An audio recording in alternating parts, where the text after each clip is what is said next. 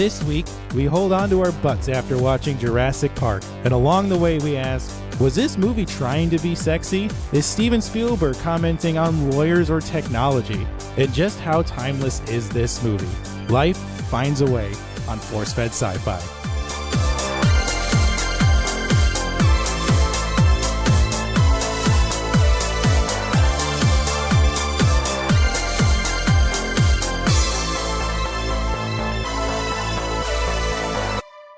Hello, everybody, and welcome to what is sure to be a thrilling, riveting, exciting entry in the Force-Fed Sci-Fi podcast. I am one of your hosts, Chris Rupp, and I am joined by my co-host, the dino-rific Sean Michael Culp. I've never heard you sound this excited giving an intro before. You sound like a little child, like bursting out of your seat, man. I mentioned last week I don't need much of an excuse to watch Jurassic Park, and when this came up in the list, I was beyond excited. Me too. Man, I'm excited to hear you talk about it. So please. I've been watching this movie ever since I was like 4 years old. So I started watching this when I was a wee lad, and like I said, it's easily one of the best movies ever. Okay. My first exposure to Jurassic Park was Jurassic Park 3 when I was like 8 years old. They took me to the theaters, and I had no idea what I was in for. I was absolutely terrified and dreamed of velociraptors eating me. And when I went to bed, I actually couldn't go to sleep. Awesome. Yeah. Trauma, Chris. Lots of trauma. Well, shall we provide a synopsis of the film real quick here? I think that would be dope. So, Jurassic Park is about an eccentric billionaire does what eccentric billionaires do. Buys an island, builds a theme park on this island, and fills it with genetically engineered dinosaurs. Now, before the park is set to open, a group of advisors / paleontologists, along with a pair of children, become trapped in the park during a massive storm and an act of sabotage, which leads to a power outage and causes chaos, and all kinds of mayhem ensues following that. Mm-hmm. There is a no-go on the park. Everything that you think could happen goes horribly wrong. Yeah. And it does. So it's a good synopsis, Chris. Way to go. Well, thank you. You're welcome. All right, so who's in this film? Who's prominent? Because we all know the old Steven Spielberger directs this film. One of his cult classics. Not even a cult classic, but it's you can't talk about Steven Spielberg without talking about Jurassic Park. It's impossible to do that. Yeah. The screenplay was written by David Koepp and Michael Crichton, who based off of his book that came out around the same time. The music was composed by the genius, Mr. John Williams. Yes. Cinematography, another previous subject on the show. This man did a cinematography of Back to the Future, is Dean Cundy. Outstanding. Also, person we're a fan of on the show, Kathleen Kennedy, was a producer on the film. Yeah. You saw her hands. You could feel her hands all over this in a good way. Yeah, Kathleen Kennedy has this amazing ability to be able to detect what is going to be a blockbuster or just what's going to be a good movie, period. She's like the alter ego of Harvey Weinstein, the female version. She's like the complete inverse. She picks great films and doesn't molest people in the process. So kudos to you, Kathleen Kennedy. Yeah. Thank you. Now we get to the cast portions. We got the old Samuel Neill, right? Sam Neill as Dr. Grant. Mm-hmm. The legendary Richard Attenborough as John Hammond. Laura Dern as Ellie Sattler. Mm-hmm. We also have the legendary Jeff Goldblum as Dr. Ian Malcolm. Yes. Bob Peck as Muldoon, who rest in peace. He passed away a few years after this movie came out. Samuel L. Jackson in one of his early roles as Sam Arnold. Yeah, they said Spielberg said he knew Sam Jackson. This was, I think, before Pulp Fiction. They both came out at the same time, and he knew he was just like a star, ready just to like explode. So that's why they couldn't film his death scene. Actually, we also have Wayne Knight, aka Newman, as Dennis Nedry. Yes. B.D. Wan from Law & Order SVU fame as Dr. Henry Wu. And then rounding out the child stars, we have Joseph Mazzello, who has still managed to maintain a Hollywood career, who recently starred as John Deacon in the Bohemian Rhapsody film. Oh, wow. And then we have Ariana Richards as older sister Lex. Yeah, I haven't seen those two in films, but I guess if he's in Bohemian Rhapsody. Yeah. Maybe did you see that film? I didn't. I did. I thoroughly enjoyed it. You loved it? Yeah. I felt like to me it was just a montage of Queen songs, and I don't like deal with Queen like that too much, so it was a hard pass. Well, I did find some interesting cast notes as well. All right, what you got for me? I saw that Alan Grant was originally offered to Harrison Ford. What? Yeah. That's nuts. But he passed on it because he felt that the role just fit him too well. And I don't think Harrison Ford would have had to do much acting. And also saw Jim Carrey audition for Ian Malcolm. What? Yeah. Okay. Well, I couldn't see that. He's too rubbery, man. Yeah, we could have gotten a much different movie if those two. That would be nuts. Were cast. Yeah, Jim Carrey would be crazy. Thank God we got Jeff Goldblum. Yeah. All right. Any more fun tidbits? Well, the movie was made on a budget of $63 million, which in 2019 money, that's just over our $110 million. Mm-hmm. So pretty good, sizable budget for the time. Oh, yeah, for back in the day. Yeah. And Michael Crichton's book was optioned back in 1989 for about $1.5 million. Wow. And he got an additional $500,000 to write the film script. So dude got away with a pretty good chunk of change. He made a lot. Yeah, normally when your book gets optioned, if you're an author, the most you could expect to make is in the neighborhood of maybe $500,000, and potentially more if the movie actually does well. Not even if it does well, if it actually does get made in Hollywood. Oh, okay. So you have your option, like studios buy it, and who knows if it actually could become a movie. Yeah, right. Because it's so hard to get a movie made, period. Indeed it is. Just getting ideas out there for scripts. But cool. But I thought the most interesting aspect of it was the development of the dinosaur effects. Yeah, the practical effects, they worked long and hard. There is a documentary. I think I watched like the Blu-ray. I got it from my library and I saw the back, like behind the scenes. And I guess initially they wanted this to be made with like the practical effects. They didn't want any CGI at all. It was going to be like, what do you call those? Like the claymations? It's stop motion or go motion animation. Like it was common in, I think a recent example around this time would have been Beetlejuice. Yes. Jason and the Argonauts by Ray Harryhausen kind of definitely pioneered the go motion technique. Yeah, and that was like super, super expensive but tedious, I would say. Like just think of like if they made the whole monster movie with stop motion. Yeah, I think it wouldn't have been the same. No, it would be tough. It would honestly, everything would be like miniatures. So they wouldn't have been able to get that T-Rex scene at the end.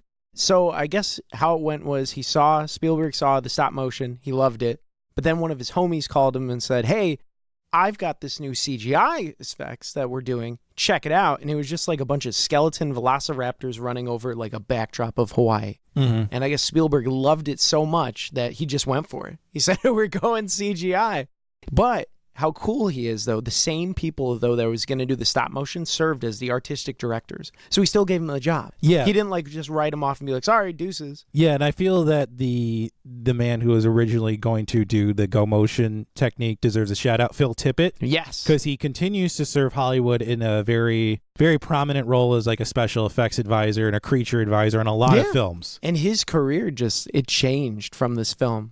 There's a line in the film where he said, what did he say? "You're extinct." Like, we're out of a job. Yeah. Don't you mean extinct? Because I guess that's what that line, "we're extinct," came from him and his partner when they were talking about stop motion. They're like, "Oh, shoot, I guess we're out of the job." And then, nope, we're extinct. So yeah, because before Jurassic Park came out, there were 3 kind of prominent movies that had computer graphics in them. And this was in the documentary on the special features. It was a young Sherlock Holmes. There was The Abyss. Yes. And Terminator 2 Judgment Day, which really kind of the first 3 films to use computer graphics in a prominent way. And then this film really took it to the next level. Yeah. For the CGI, I mean, how do you think it's aged over time? I think it has aged remarkably well. And that's part of the reason why I could always watch this movie. Yeah. Because it's not overused. There's only about 50 visual effects shots in the entire movie, and dinosaur time only takes up 8 minutes of the film. Yeah, which is kind of shocking. Only 8 minutes. Yeah, and I would say maybe half of that is computer effects, maybe. Yeah, because really the only CGI that's really blatant in your face is like the Brontosaurus, when like it's they pull up and it's eating the leaves out of the trees and they show like just how big it is. And then there's the T-Rex chase scene. Yeah. And Which like busting out of the cage. Which is still great because I just love that shot of it leaning towards the mirror and you just see the caption, "Objects in mirror are closer than they appear." I know. That was brilliant. It's just this brief moment of levity in an otherwise just tense moment. Yeah. And then maybe some velociraptors. But they, I think they all aged well. Particularly, my favorite was the T-Rex scene where it comes out, with the Jeep and all that. I think it worked well. That was dark. Yeah. And I think that's why Spielberg said he wanted it to be dark for that scene so that, in case the CGI wasn't as great as it turned out, you could still kind of cheat with it from a filmmaker's standpoint. It's great. I loved it. Up until that point in the movie, we didn't know who like the big baddie was going to be. Yeah. Because in the opening scene when they're pushing that crate into the enclosure, all we see is a bunch of big guys with guns and it's tight security. There's a very clear-cut procedure. We don't even know what's in that box. We don't even know it's a velociraptor until that point. I think you just see its eye or something when they start stabbing it and shocking it. And that's to me, that's another great shot. Oh, that whole beginning scene is awesome. You see Muldoon's eyes, and then you eventually find out that it is a velociraptor. Which fuels like his relationship with him, why he wants, track him and all that crap. I think that's, if you're going to open up a film, that's a perfect way to do it. Easily has to be in the top 10 most legendary opening scenes of any movie, period. I will co-sign you on that, my man. Absolutely.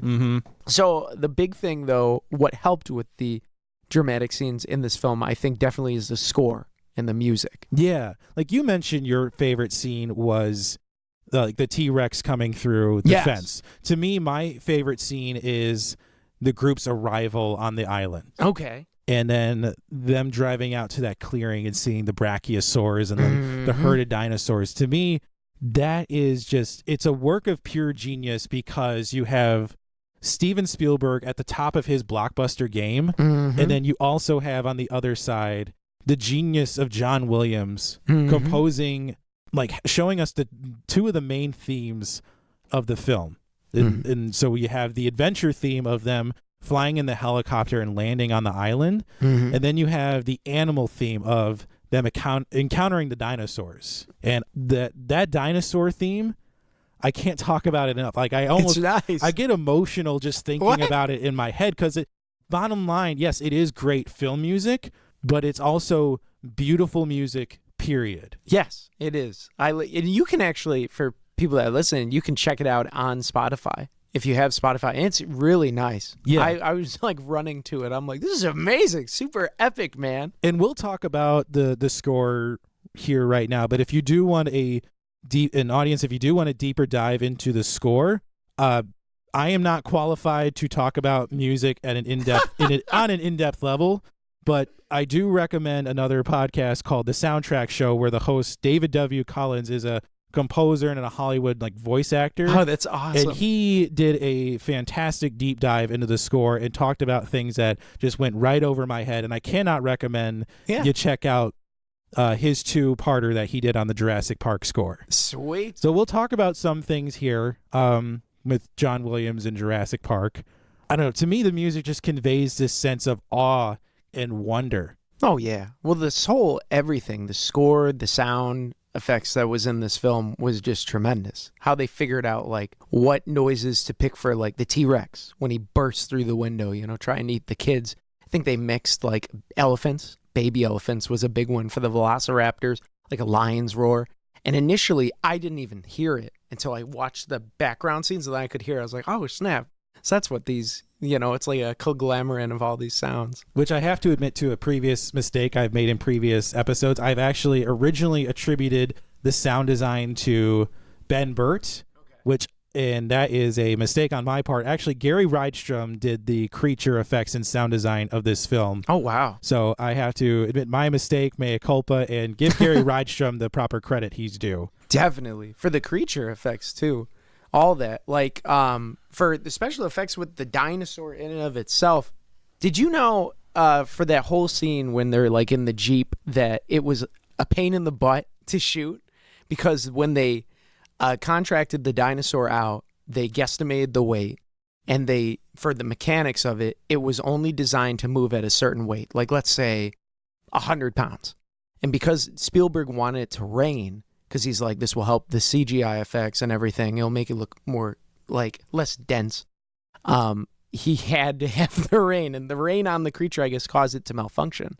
So the whole night, like, it was just pain in the ass to shoot because the dinosaur just like jiggling, like it would move a while, and then once it got enough rain on it, it would just like start shaking, like almost like it was cold. Did you also notice too that there is no film score during that scene when the T-Rex walks through the fence? It's very much like his other movie, Jaws. And I actually really like Jaws, and because when I initially heard that there was no film score, because I was listening, I'm like, dude, it's literally just sound effects and the kids screaming. And someone in the comments on YouTube was like, yeah, it's like Jaws. So I watched Jaws, and I think that's a brilliant tactic that he utilized. We've seen modern films more so like Godzilla or whatnot, that kind of the music is always playing in the background to tell you how to feel.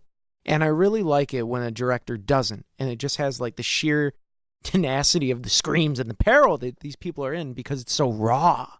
You're like, holy crap, dude, these guys are really in danger. Yeah. Oh my God. There's another theme from John Williams that comes up later in the film. It's a 4-note motif that's aptly called the Predator theme. Okay. So it's that dun, dun, dun, dun. Yeah. Like it's most prominently featured when Muldoon and Sattler encounter the broken raptor fence. Okay. And then also it's when the raptors are in the kitchen too. Also, like, I do want to mention a couple little tidbits about John Williams. Sure. This is actually his 12th collaboration at the time with Spielberg. And Schindler's List, also that was released in 1993, would be the 13th. So crazy fun fact. Did you know that Spielberg was editing like the special effects to Jurassic Park while filming Schindler's List? Yeah. So he said it was like a crazy, he said, well, number one, he said he'd never do it again because just like, think about that. You're filming this Jewish film about like the Holocaust. And some truly horrible things. Horrifying film. And then you're getting these dinosaur montages of like them, you know, driving through this landscape where it's beautiful. I mean, that's got to be just crazy. Take you out of it. And I want you to try and guess how many Oscar nominations you think John Williams has. Oh my God. He's probably got, I want to say 15, 16, 17. Wrong. You want to know how many he has? Is it like 30? It is 51 nominations for Academy Awards. You know who is the only person who has more than that? Oh. Walt Disney. Oh, what? Walt Disney has some, well, because Walt Disney did a lot of work by himself on the early films like Snow White. Oh, okay. So he's like credited as like a writer and producer and all that. Because he's not still credited even past the grave, right? Whenever like a Disney film, they don't like tag him in that. Okay.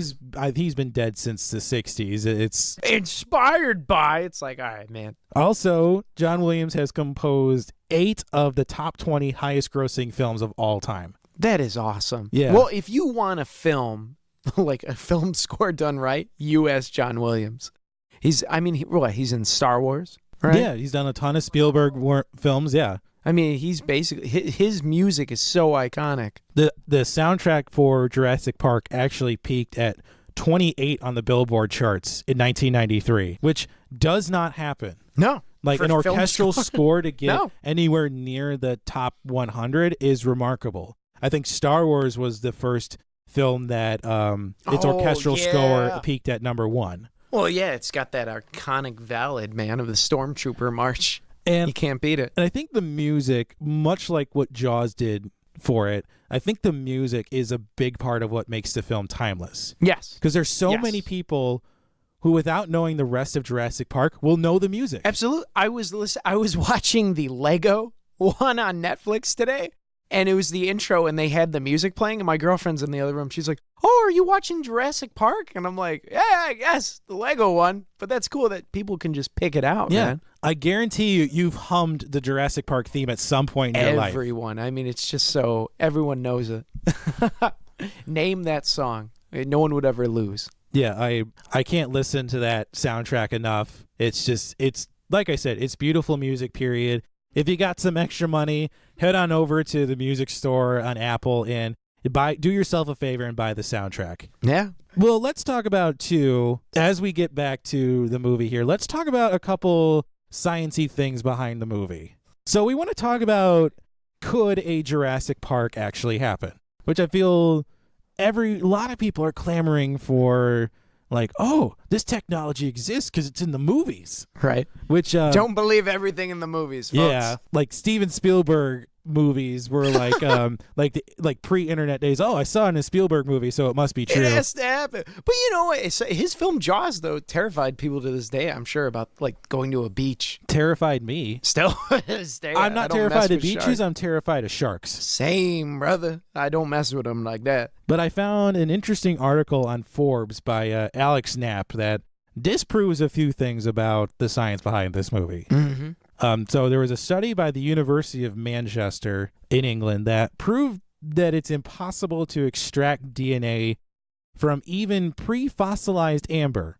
Oh, wow. And this was using the best DNA sequencing methods at the time. That's pretty cool. Yeah, so unfortunately we can't extract DNA. And then also the same team actually tried retrieving DNA from other preserved life forms. So instead of a mosquito, maybe it was like a tiny rodent or something. So they're like the Mythbusters of DNA. Yeah. Pretty much. And a different team discovered in October 2012 that DNA only has a half-life of about 521 years. That's pretty cool. Wow. Only So, 521, 25? 21. 21. So after how that, do you find that number? I don't know. I think you have to do, what? I think there's like carbon dating techniques or aging techniques that you can use to figure that out and extrapolate that over time, which, yeah, after 521 years, it begins to degrade and you can't use it for data collection. Oh, yeah. I mean, well, just the idea, cross-referencing, like, a frog's DNA to fill in the holes. When they were talking about that in the movie, I was like, what? What? Because I know a little bit about the science of DNA. I'm like, this is impossible. But you know what? It's a good throwaway line. Yeah. It matches it up really cool. It is a nice little cartoon. And then another article I read on iflscience.com further expanded on what you were talking about, saying that even using DNA from other animals to fill in the gaps is impossible without knowing which gaps to fill. Exactly. There's so much that goes into it. Well, that's science for you, man. Well, that's not easy. Well, that did lead into the creature design of the film, because a lot of paleontologists were criticizing the creature design, saying like, well, they didn't look like that. Well, that can be explained by saying, well, they use frogs or other DNA to fill in those gaps. Yeah, because velociraptors are, like you were saying, they're like almost little birds, like 3 feet at max. They're like big chickens is what they were. Yeah, whereas that was a smooth, though. It's a smooth trick to use the frog DNA, because then you can write off any inconsistencies and be like, oh, it's the frogs. And also, too, in the movie, they mentioned that they use unfertilized emu or ostrich eggs to make the dinosaurs. Turns out injecting DNA into an egg doesn't magically make an embryo. Right. You need to replace the genetic material from a donor cell of an animal that you're trying to clone. Yeah, we've been trying that. Yeah. So you have to use the similar genetic material. Like you could try cloning like a silverback gorilla from a chimpanzee egg or chimpanzee embryo, because it's similar DNA. Yeah, I gotcha. Yeah, so cloning a dinosaur from an ostrich egg just doesn't make a ton of sense. It does not. How did you like the evolution in the film? Like how they're like, oh, it's all females. But then the velociraptors, I guess, changed sex organs and like just started maybe by themselves laying eggs. Evolution on crack is basically what it was. Evolution on steroids. It was, man. I was like, what? It's like they poured some Gatorade into the evolutionary process. Like, what the heck's going on? That was kind of interesting. I think it was more a commentary on man's hubris. Yeah. Again, we recently talked about something like this on Godzilla King of the Monsters.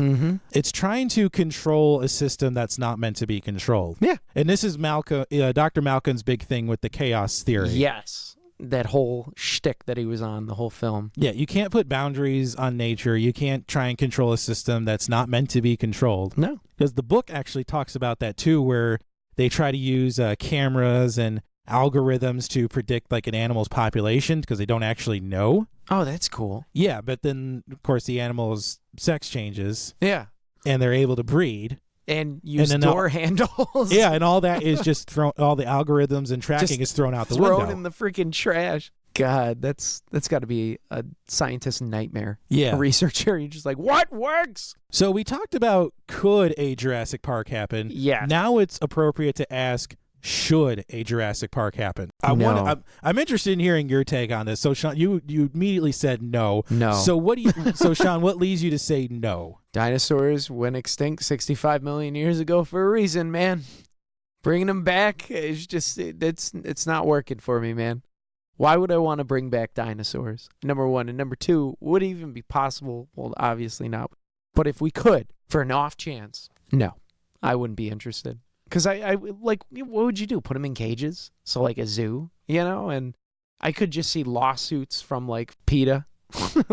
And like, have you seen Jurassic Park 5? Yes. Yeah, like the whole series with that. Like they're talking about animal rights. It would just be too messy. What would you charge for the park? Like in this film, they talk about 10,000 a day, 5,000, who would you cater to? So that's a hard no. I have to agree with you too. And our views are kind of lined up with the scientists in the movie. Because I think Malcolm says it best when he says that genetic power, in short, interrupts the natural order of things. It does. You just got to let it go, man. Like Frozen, you just got to let it go. Well, he has that great line too. I mean, you wield it like a kid that's found his dad's gun. Yes. He's got the best lines in this whole freaking movie. I love Jeff Goldblum. He's like a rock star. Well, everybody else seems to be opposed to this park, except Hammond and the money-hungry lawyer. Yeah. Well, Malcolm, the whole time, he didn't like the park, and his lines were great. But I liked how the scientists, at first, they were like blown away. They thought this was like the coolest thing ever. Oh my God, it's like sliced bread. And then they're like, oh, hell no, we ain't going to watch this. We ain't going to this. And then the lawyer just saw dollar signs. But and then Muldoon comes up when they're seeing the raptor pen and says they should all be destroyed. So yeah, I don't think he's opposed to the park as a whole. No. But I think it should be meant to be a place of recreation and not danger. Yes. Recreation, not danger. I agree with that. Yeah, it's like zoos have tigers and bears and all that, but they're in a confined space where you're still able to enjoy them and marvel at them, but they don't offer tiger interactions, No. Oh, hell no. That would be no. Though there are zoos in, I think, Japan or China where you basically get in a bus and it's like a giant cage and they just take you through like a tiger Jurassic Park-esque park where the tiger can literally come up to the cage and get like inches from you and you have like meat sacks dangling over the you have to sign a waiver, obviously, in case you get eaten. That's going to be a hard no for me. But I think I might actually be down for that. I'll amend my response to Jurassic Park. If there's no Tyrannosaurus Rex, no Velociraptor, or any potential life-threatening dinosaurs, and it's just like a bunch of Brontosaurus, I'm down. But once you throw in like the Predator, the apex predator, no. Well, that's also a good point. I want to discuss about this too. A lot of people might consider this to be a monster movie. Yeah. And then there's a good camp of people who are diametrically opposed to that. That it's not a monster movie. Okay. What do you say? Is this a monster movie or is it not? No. I thought it was initially, but I hadn't seen it in a while. And when I watched it, I'm like, dude, this is way more complex than your basic, like, eat them, pick them off one at a time. This film, like, has family values. It talks about consumerism, capitalism, science, entertainment, and the usage of the creatures and how they kill the humans is all warranted. And it's used to tell a story. It's not just like to showcase, look at what our dinosaurs can do. I would say Jurassic Park 3 is more like a monster film, like where they're just eating people and you're just watching people get picked off. This tells a story. This is like Back to the Future. It's like a family. It's got everything that you could ever want in great cinema. How about you? Well, I think I have to agree with you, but I think it mostly comes from the direction of Spielberg. Yes. Because he comes from a place of love and wonder of dinosaurs. Mm-hmm. And there are several scenes that really do contradict this working theory that this is a monster movie. Yeah. You have the arrival on the island, which you see Grant and Sattler just get out of the truck and wonder at the Brachiosaurus that's eating the leaves. Yeah. And then there's also the scene where they find the sick Triceratops. Yeah, well, with the Triceratops being sick and like throwing in the science for why it could be sick and like having that element of wonder adds to a different, like it's totally different than what a monster film would be. Monster film would have the Triceratops like chasing after them right from the get-go, and I don't think it would have kids. No. And if it did have kids, they wouldn't be utilized as the kids are in this film. But you also see in that scene, because it really is a beautiful scene, too, you see Grant just laying on top of the Triceratops and trying to soothe her while she's sick and in pain. He's moving up and down. Yeah, and you see Ellie in tears because she's seeing a live dinosaur. And up until this point, because they're still on the tour, they haven't seen any dinosaurs to this point. Yeah, it's so moving. Yeah, it's a great scene because initially you don't know what dinosaur they're going to see. All this, you just hear these low roars in the distance, and you're thinking like, okay, maybe it's like a predator or something. But no, Grant just charges on in there and sees it's just this poor sick Triceratops. He made a good choice, Spielberg, for having a Triceratops and a practical effect, like an actual prop. Like, that was just perfect. Even towards the end where it becomes more like about the predators, even that doesn't feel like a monster movie. No. That feels more like a suspense portion of the film. Yes. And the reason why the monsters are coming out after them is due to the actions from like Ned. And like it's like a Pandora's box. It's all coming. Like it wasn't in their control. And it all had a great payoff in the end with the T-Rex eating the raptor. Yeah, and you mentioned too, I mean, there are some deaths in this movie. Yes. But not at all what I would consider to be gruesome. No. Every single one of them had the perfect meaning, and they're executed so quickly. Like the guy at the beginning, when he gets pulled into the cage. It's done. You know he's struggling, and then boom, you forget about it. Yeah. You move on. You don't see like the dinosaur ripping him to shreds for like 5 minutes. No, and then we get the, to me, probably the most satisfying death in the movie is Gennaro, the lawyer. The lawyer? Because he is not the nicest dude in the movie. No, even to the kids. Yeah. Does that look expensive? Because he's coming to the island to pretty much pick apart what John Hammond has built. Yeah. And the second he sees this gorgeous dinosaur, his first thought is, we're going to make a fortune with this place. He does not care about people. He doesn't come from a place of understanding or appreciation for what these creatures are. He just sees it as a cash grab. Yeah. Or I think even for human life. Because like they talk, Hammond's like, I want Jurassic Park to be able to be visited by everyone of all cultures and economic. And he's like, well, we'll have like a coupon day. It's like, you dick, man. I hated him. Well, there was also that scene too when they're doing that rotating tour. And it almost seems like he's even doubting what he's seeing behind the scenes. Yeah. When he asks, like, are these animatronics too? Like, you know there are no animatronics. This seems like a really dumb, doubting question on your part. Yeah. It's all real, brother. Though, speaking of animatronics, here's a quick fun fact. Did you know the actors only had, like, the prop? Yeah. And they had, like, nothing. This is, I guess, for the listeners, too. Like, they didn't know what the dinosaurs were going to look like. Yeah. It's like every movie nowadays seems to have a bunch of visual effects. This was in the infancy of visual effect shots. These actors deserve all the credit in the world because they are reacting to nothing. It's literally a white piece of paper with an X, and they're just told to look. Like, if you watch the behind the scenes, it's like Spielberg's making noises. He's like, look, over there, it's a monster. Look afraid. Well, also, I do like Muldoon's death in the film. You like Muldoon's death? I like that too. To me, Muldoon was the best character in the movie. You really? Yeah. You thought he was okay? Yeah. Interesting. Well, Dr. Grant has the best arc in the movie, going from not liking kids to all of a sudden being this father figure protector to Lex and Tim. But Muldoon understands these animals in a way not a lot of people do. Yeah. Like he understands how dangerous these animals can be. Well, immediately from the beginning. Yeah. And that's a reality of working with animals on any level. It's you have to respect the animal because it can hurt you. Yeah. He's very grounded and he knows exactly what they are from the beginning. He knows they're crap and they eat his homie and he wants to end them. Like the whole time he has the gun, he goes for the shells. Well, that was a great bit of foreshadowing in the movie because Muldoon's about to come up on this raptor who seems to just be hanging out like by a log. And as Muldoon's about to take a shot, that other raptor comes in, the clever girl moment. Yes. Yeah, that's the foreshadowing from Dr. Grant earlier in the movie when he's talking about the raptor hunting. Yeah, like they're banging on the electric lines, like testing it all, and then like one will be over there while the other's over there. He was brilliant.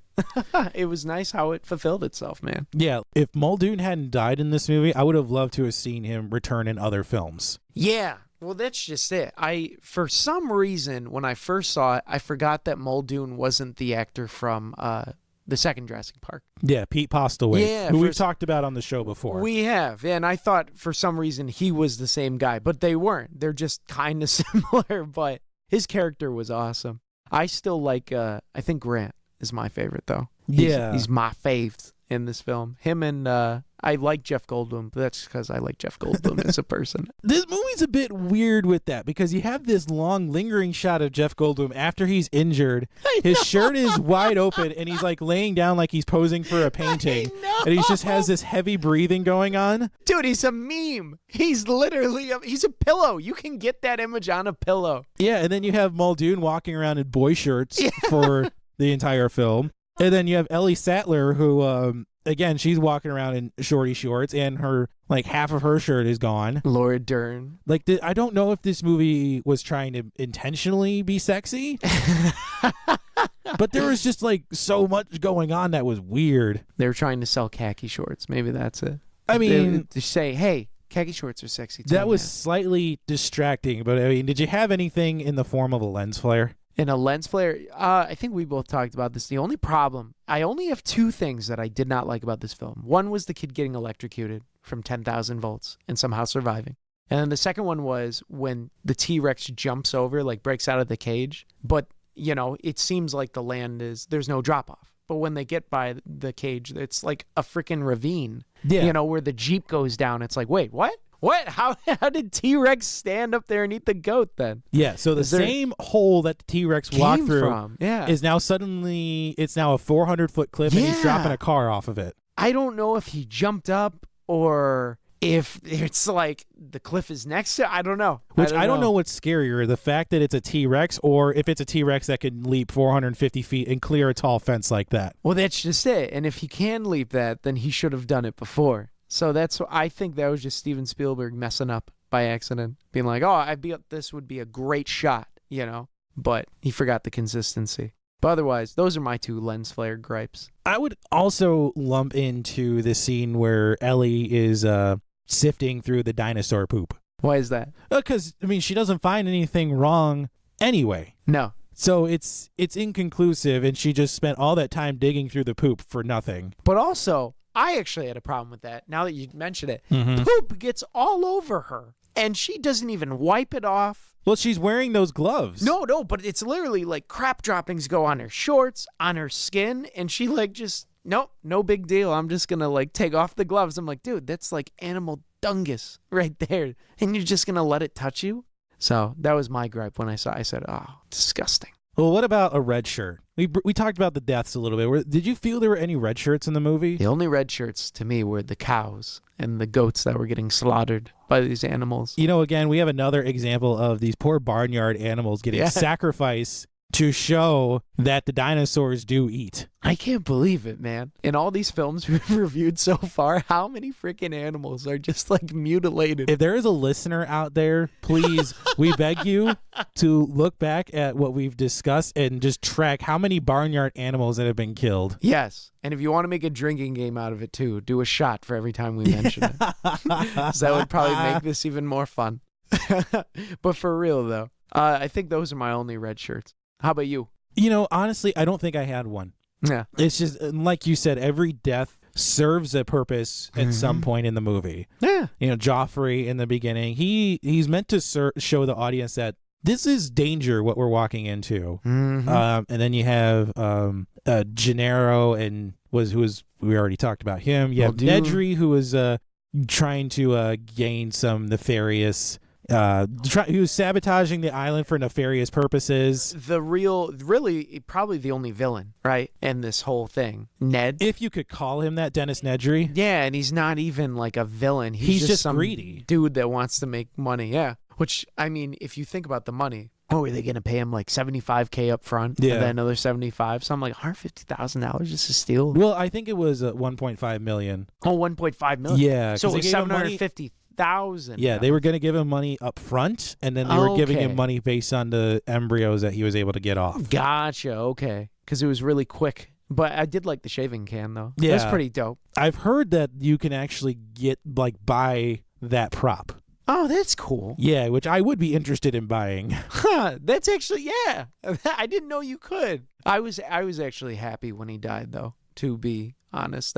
That's one of my, I think that's my favorite death in the film. Well, there's also there's Mr. Arnold. All we find left of him is his arm. Yeah, so I don't know if you knew, but Samuel L. Jackson, he couldn't film his scenes. They were going to have him die. Yeah. Like they were going to do some Velociraptor takedown, but he was gone being a big movie star. So they were like, well, here's a prop arm. Let's just put it up there. Which I do have to mention that scene when Ellie turns the power back on. Yeah. That's a great scene. With the dinosaur peeking through. Every single time I watch that movie and a Velociraptor busts through the pipes and starts roaring at her, it still freaks me out. Yeah. Even though I know it's coming, despite how many times I've seen it, it still scares me. And it's the only jump scare in the film. And it's well timed. I wouldn't even call it a jump scare. I would just call it like this tension-filled scene that's just like, you don't know if she's going to get eaten. No, the movie does very well building up action, having rising action, falling action, and the climax. Do you want to talk about the climax? Let's first discuss the raptors in the kitchen. Yes. So I love the kitchen scene. I think that's my favorite next to the T-Rex, the rain scene, because I love the aesthetics of the reflective. Like how everything's chrome and you see the reflection. It's kind of cool. It's like going into like a circus where, like one-way mirrors and like you're just surrounded by the house of mirrors. Love that. My favorite is when the chick is struggling in like the little container and she can't close the lid, and then you see the Velociraptor jump and it's her reflection. Gets me every time. I'm like, oh no, is she going to close it? And I'm like, oh wait. Yeah, in a way, almost the opposite of the T-Rex scene. There's music in the Raptors in the Kitchen portion. In a way, yeah, the Raptors do become the main villain of the movie. I think it's right here at this point. Because not only is there one, like all of a sudden the second one shows up. Yep. It's executed perfectly. I mean, the scenes of the feet walking and all that, jumping on the counters, they're terrifying little bastards. I didn't understand how that ladle just like turned and fell off, and it alerted the Velociraptors like, hey, what's that? I know. Food. And then they trapped the other one in the freezer to, I guess, like, I don't know, they're going to save it for Velociraptor steaks later. I guess so. Medium rare. Stay in here for about a couple of days. You'll freeze to death. We'll come back and eat you. Oh, man. It's got to be gross. But then once Lex and Tim escape from the kitchen, then we get the, I guess we finally get to the climax of the film where, the power's back on, but now they actually have to turn on the systems in the park. Yes. And the role of of Lex and Tim, the two children, was actually reversed in the book. Okay. Like Tim was the older one and Lex was the younger one. Tim was sort of like the computer whiz. Oh, okay. So that was switched for the movie. And I really like that the young kid was the computer whiz, because you see it so often in films where it's like the older brother saves the day and the young sister is the one that makes all the wrong moves. But it's like, really, they both screw up in their own way. And like neither of them are like the liability, Yeah. And I love that. She turns on the power, man. Figures it out. But then they get it, and then they get into the Velociraptors break through the window.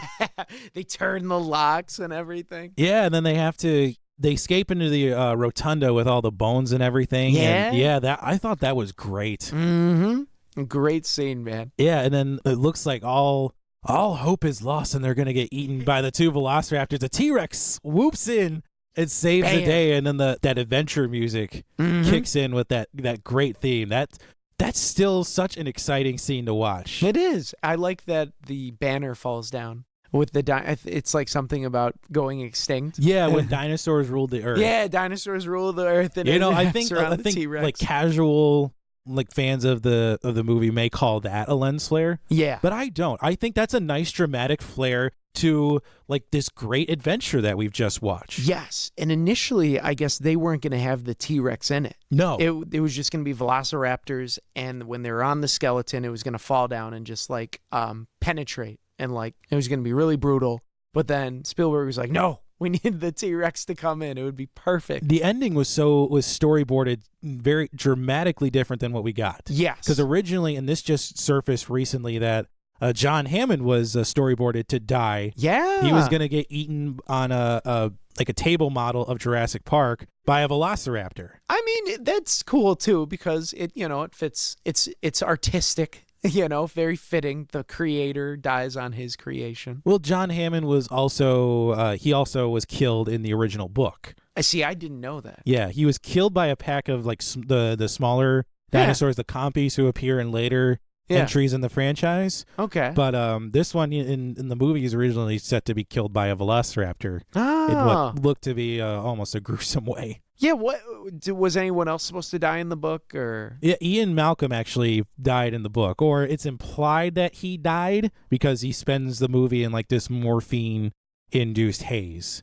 Oh, so it's okay. implied that he died, but nobody actually knows that he died in the first book. Okay, so it's all up in the air. Yeah, I gotcha. but it ends in that great way. They escape the island, and then you just hear again that score just slowly kind of coming with the piano, and then it plays over the credits, and the adventure has concluded and they are safe. Yes. Although another difference from the book, though, the Costa Rican Air Force, which Costa Rica doesn't have an Air Force, by the way, they bomb the island. They destroy the island. What? Yeah, they destroy the island and they kill all the dinosaurs in the book after they've escaped. Oh, that's nuts. So if it were up to the Costa Rican Air Force, there would be no sequels. Well, they're not. That wasn't a bad move on their choice. Yeah. Because, the sequels aren't as great. So, yeah, this adventure has wrapped up. We're taking on this glorious ride. Yeah. Let's discuss the legacy of Jurassic Park, shall we, Sean? I'm down. It's a great film. Yeah. Oh, my gosh. So where do we begin? Like, Well, we've talked about CGI and basically how that's impacted all films. Let's discuss the year the movie came out. So, Sure. like we said, it was 1993. It grossed $914 million. 914. That's nuts. So this was it became the highest grossing film of all time when it came out. It's just crazy. Yeah. And just for context, the second highest grossing film in 1993 was Mrs. Doubtfire with $441 million. Oh my gosh. So Jurassic Park doubled the gross of Mrs. Doubtfire, which is insane. But also a good film. Yeah, this Jurassic Park was eventually unseated by Titanic in 1997. Yeah. But it would eventually cross the $1 billion gross mark during its 2013 re-release, which I did see. I saw that twice. You saw the re-release twice? Okay. I went to see it, and then I took my parents to see it because my parents were the biggest reason for me, like, introducing me to this movie and loving it for years and years.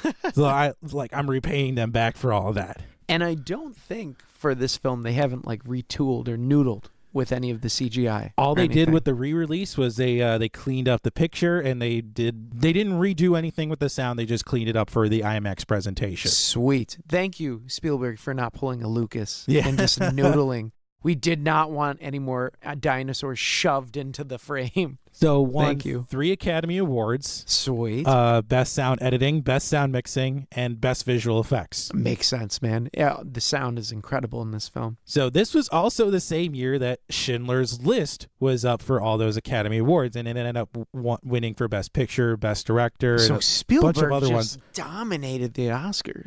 Oh, yeah. So out of the 23 Academy Awards that year, Spielberg films won 10 of them. Just a sweep. Wait, but so John Williams, the song track, didn't take home the gold? No, Schindler's List did. Oh, okay. Was he doing Schindler's List? Yeah, he did do Schindler's okay. List. So we got one either way. But still, man. But Jurassic Park is a lot more memorable than Schindler's List. Schindler's List is still a great movie if you're in for a downer of a 4-hour experience. If you want to be depressed about life for a week, watch it. Yeah. I do have to say, I hum the Jurassic Park theme song just like Back to the Future, more so than the Schindler's List. Yeah, I will agree with that. That was a misfire on the Academy. You know, I was actually surprised to learn this too, that Jurassic Park actually won a ton of foreign language film awards. I didn't know It that. won one in Japan and another one from the Czech Republic.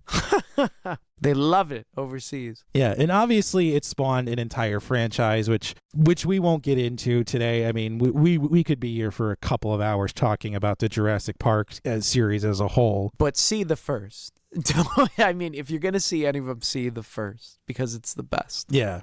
It helped give the Toronto Raptors the name of their NBA team. No way. The newly crowned NBA champion Toronto Raptors, which congratulations to that team. Right on. They gave him the name? Yeah, it helped inspire the name the Toronto Raptors. Oh, that's nuts. Yeah, because I think that they got a franchise in 1994, 1995, Yeah. so this was still pretty much on people's minds at the time. That is so cool. And we discussed this too. I think the biggest impact of this film can be seen in the evolution of computer graphics and subsequent blockbusters since. Oh, by far. No one had done anything like it since, or at the time, and then now it's just blossomed. And the graphics still hold up. Yes. Which is something that you don't see. And look this up too. We had a previous film in our list that was selected for this honor I'm about to talk about. So in 2019, Jurassic Park was selected for preservation by the Library of Congress. 2019? 18. Joining Back to the Future as the other film in our list that we have talked about, which if something were to happen to all the other copies of Jurassic Park in existence, the Library of Congress has all subsequent forms of media that this could be available on for viewing. So it will be safe if the worst should happen. Yeah. If there's an apocalypse, you could always rent Jurassic Park from Congress. So to me, that's the highest honor a movie can get. I will second that. So with all that in mind, Sean, what rating do you give to 1993's Jurassic Park on our scale of wouldn't watch, would own, and would host viewing parties? Chris, I would say you better grab your raptor claws and T-Rex hat because we're hosting a freaking viewing party, man. We're hosting one. Get those Velociraptor tails because we're going to make deviled eggs and they're going to be the raptor eggs. We're doing it all, man. I think we might have to actually plan that because that's also my rating as well. No way. Yeah.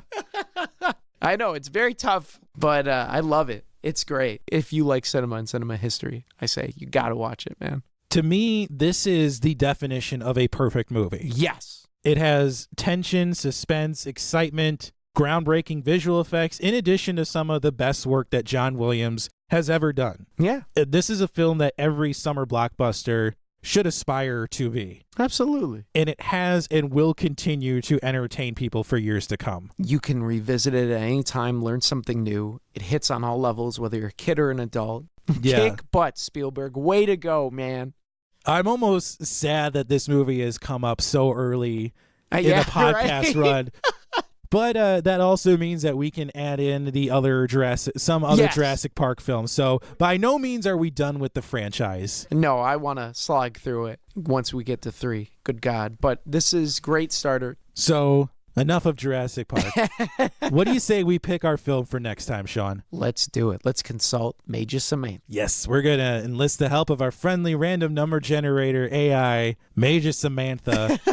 And from a list of 118 films, she has selected number 91. It is the 2008 found footage film directed by Matt Reeves. It is Cloverfield. Cloverfield. So we get a giant monster movie up next. Dude, how ironic. We talked about if this is a monster film, and then we get a monster We film. get an animal film, and then we get an actual monster film after that.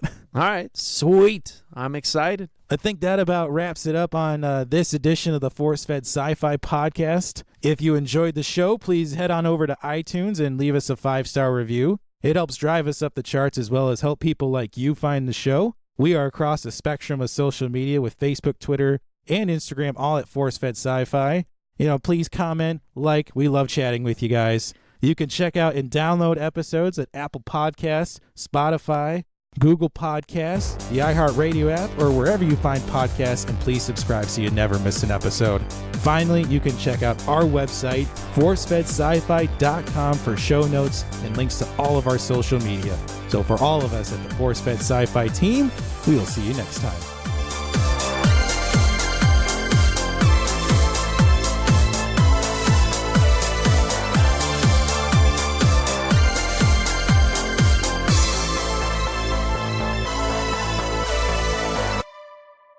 ForceFed Sci-Fi is written and hosted by Sean Culp and Chris Rupp. Website design, associate producer, and editing by Jeremy Keski. Artwork designed by Mike Berger. Theme music composed and performed by Custom Anthem.